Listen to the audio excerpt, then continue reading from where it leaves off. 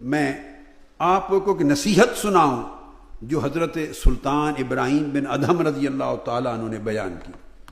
ایک شخص حاضر ہوتا ہے حضرت ابراہیم بن ادھم رضی اللہ تعالیٰ عنہ کی خدمت میں اور عرض کرتا ہے کہ میں گناہ گار ہوں، گناہ کرتا ہوں، گناہ نہیں چھوٹتا میری زندگی سے، مگر چاہتا ہوں کہ گناہ چھوڑ دوں، چاہتا ہوں، چھوڑ نہیں سکتا۔ تو مجھے کوئی ایسا عمل بتائیں، ایسی تعلیم دیں جو مجھے نفع دے۔ یہ ہر ایک کا پرابلم ہے۔ بہت لوگ جو چاہتے ہیں چھوڑنا اور چھوڑ نہیں سکتے، ان کا پرابلم ہے۔ اب جواب سنیے، اس کا حل بتا رہا ہوں۔ سیدنا سلطان ابراہیم ادھم رضی اللہ تعالیٰ عنہ انہوں نے جواب دیا کہ بیٹے میں 5 طریقے آپ کو بتاتا ہوں، ان میں سے کسی ایک پر عمل کر لے تو گناہ چھوٹ جائے گا۔ پہلا نسخہ تو یہ ہے کہ اگر تو گناہ کا ارادہ کرنا چاہے، کبھی گناہ کی رغبت ہو اور اللہ کی معصیت، اللہ کا بارگاہ میں گناہ نافرمانی کا مرتکب ہونا چاہے، تو پھر گناہ کر، مگر اتنا حیا کر چونکہ اللہ کی نافرمانی کر رہا ہے اس کا رزق کھانا چھوڑ دے۔ کہ کتنی بڑی بے حیائی ہوگی کہ کھائے بھی اسی کا اور غرائے بھی اسی کو، کھائے بھی اسی کا اور نافرمانی اور سرکشی اور بغاوت بھی اسی کے حکم کی کرے، پھر گناہ کر، جی بھر کے کر، مگر اس کا رزق نہ کھا۔ اس نے سوال کیا فمن این آکل، پھر میں کہاں سے کھاؤں؟ وَكُلُّ مَا فِي الْأَرْضِ مِن رِزْقِهِ، زمین میں کائنات میں جو کچھ ہے وہ اسی کا رزق ہے۔ تو حضرت ابراہیم بن ادھم نے فرمایا کہ بندے پھر اتنا حیا تو کر کہ جو تجھے صبح و شام رزق دیتا ہے تو اسی کی بغاوت کرتا ہے، اس کی رزق کا ہی حیا کر لے۔ قال لا، اس نے کہا مشکل ہے۔ دوسرا وظیفہ نسخہ بتائیے۔ فرمایا پھر دوسرا وظیفہ یہ ہے کہ جب گناہ کا تیرا ارادہ بنے، بدکاری کا، معصیت کاری کا، حرام کاری کا، نافرمانی کا جب ارادہ بنے تو پھر تو گناہ کر، جی بھر کے کر، مگر اللہ کی زمین میں کسی اس کے شہر میں نہ رہ، اس کے ملک سے باہر جا کے کر، اللہ کے ملک سے باہر جا کے کر کہ مالک اور بادشاہ جس ملک کا، جس زمین کا، جن شہروں کا ہے، رہے بھی اسی کے شہر میں، اسی کے ملک میں، اور بغاوت بھی اسی کے خلاف کرے۔ کوئی بادشاہ اس کو گوارا نہیں کرتا۔ پھر اس کا ملک چھوڑ کے ذرا باہر، حدود سے باہر جا کے کر۔ اس نے کہا اذا کان المشرق والمغرب وما بینہما لہو فأین اسکن، مشرق سے مغرب تک ساری کائنات اسی کی ملکیت اور اسی کے ملک میں ہے، پھر میں کہاں جا کے رہوں؟ ہے ہی کوئی نہیں جگہ اس کی مملکت کے بغیر۔ تو فرمایا پھر اس کا حیا کر، اس کی سلطنت میں رہتا ہے اور اس سے بغاوت کرتا ہے۔ انہوں نے کہا کہ اور وظیفہ بتائیں۔ آپ نے فرمایا ایک نسخہ یہ بھی ہے کہ اگر تیرا ارادہ گناہ کرنے کا بنے، نافرمانی اور گناہ گاری کا ارادہ بنے تو کر، جی بھر کے کر، مگر اس جگہ جا کے کر جہاں وہ تجھے دیکھ نہ سکے۔ گناہ اس جگہ کر جا کر کہ کم سے کم وہ تو نہ دیکھے، اتنا حیا تو ہو وہ نہ دیکھے۔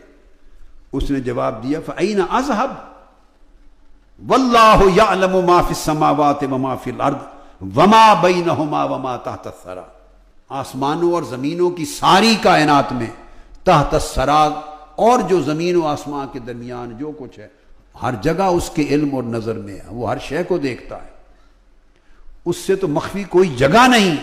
تو وہ کون سی جگہ ہے جہاں میں گناہ کروں اور وہ نہ دیکھے؟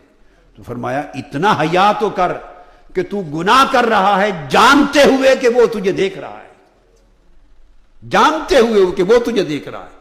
یہ کتنے وظیفے ہوئے؟ انہوں نے کتنے بتائے؟ 3۔ اس نے کہا چوتھا وظیفہ یا چوتھا نسخہ بتائیے۔ آپ نے فرمایا اس کا چوتھا نسخہ یہ ہے کہ گناہ کر، لیکن جب ملک الموت آئے تیری روح قبض کرنے کے لیے، ملک الموت آ جائے تو پھر اس کو اتنا کہہ دینا کہ کچھ وقت کی مجھے مہلت دے دے، اخرنی حتی اتوب توبۃ نصوحا، میں عمر بھر گناہ کرتا رہا ہوں، ملک الموت کو کہنا کہ چند لمحوں کی مہلت دے دے، میری روح قبض نہ کرتا کہ میں توبہ کروں، کم سے کم گناہ کی بخشش طلب کر کے پھر خدا کے حضور جا، اور میں کچھ نیک اعمال کر لوں تاکہ اللہ کے حضور جانے کے قابل بنوں۔ اس شخص نے کہا کہ ملک الموت تو میری درخواست قبول نہیں کرے گا، وہ تو لمحہ جب موت روح قبض کرنے کا آ جاتا ہے تو وہ تو نہ مقدم ہوتا ہے نہ مؤخر، وہ تو روح قبض کر لے گا، اور کوئی مہلت مجھے نہ توبہ کرنے کی ملے گی اس وقت جب ملک الموت روح قبض کرنے کے لیے پہنچ گیا، اور نہ اعمال صالحہ کی۔ تو فرمایا جب تجھے اس بات پہ قدرت نہیں کہ ایک لمحے کی مہلت مل سکے توبہ کرنے کی اور کچھ نیک عمل کرنے کی، تو پھر اندازہ کرتے تیری نجات کیسے ہوگی، خلاصی کیسے ہوگی۔ انہی گناہوں میں لت پت جب تو مرے گا تیری روح جائے گی، تو اندازہ کر کے پھر دوزخ کی آگ کے کتنے سوت اور کوڑے لگیں گے۔ کون بچائے گا، کیوں بچائے گا تو؟ اس نے پوچھا کہ 5واں نسخہ بتائیں۔ آپ نے فرمایا 5واں نسخہ پھر یہ ہے کہ جب قیامت کا دن ہو اور حساب و کتاب ہو جائے اور تیرا نامہ اعمال کھلے گناہوں سے بھرا ہوا، اور دوزخ کے فرشتوں کو حکم ہو وہ تجھے تیری پیشانی کے بالوں سے پکڑیں اور گھسیٹ کر دوزخ میں لے جانا چاہیں، اس وقت ان سے کہہ دینا کہ ذرا چھوڑ دو مجھے تھوڑی دیر کے لیے، مجھے نہ لے جاؤ، شاید میں اللہ سے درخواست کروں تو مجھے نجات مل جائے۔ ان کو کہنا کہ دوزخ میں نہ پھینکو، انہی سے مہلت مانگ لینا۔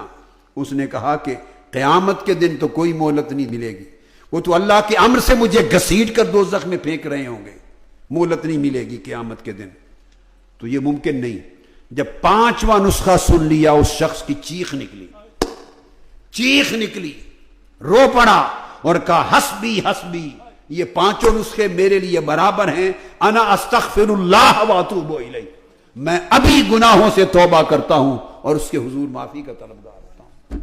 کوئی راستہ نہیں گناہ اور معصیت کو جاری رکھ کر نجات کا، کوئی راستہ نہیں اللہ کی نافرمانی اور بغاوت اور سرکشی کو زندگی میں جاری رکھ کر پھر نجات کا، اور دوزخ سے خلاصی کا کوئی راستہ نہیں۔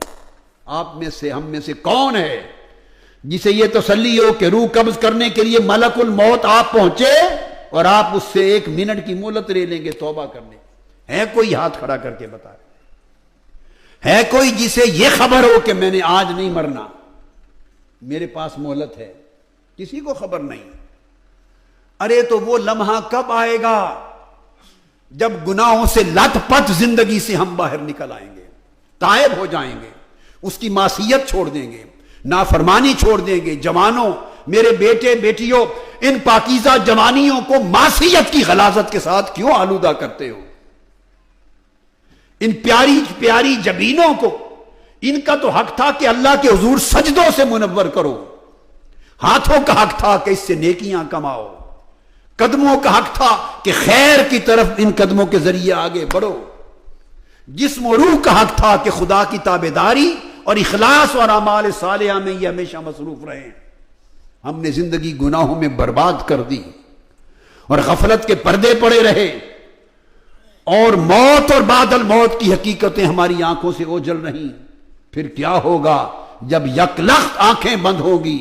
تو کیا منہ دکھائیں گے تاجدار کائنات اپنے آقا کو قبر میں، اور کیا منہ دکھائیں گے قیامت کے دن جب اعمال کھولے جائیں گے، اور ہر خفیہ عمل بھی جو 7 کمروں کے اندھیروں میں بھی مرتکب کیا تھا وہ بھی آپ کی آنکھوں کے سامنے آ جائے گا، اور توبہ نہیں کی ہوگی، احوال کو سنوارا نہیں ہوگا، اعمال صالحہ کا پلڑا ہلکا ہوگا، گناہوں کا پلڑا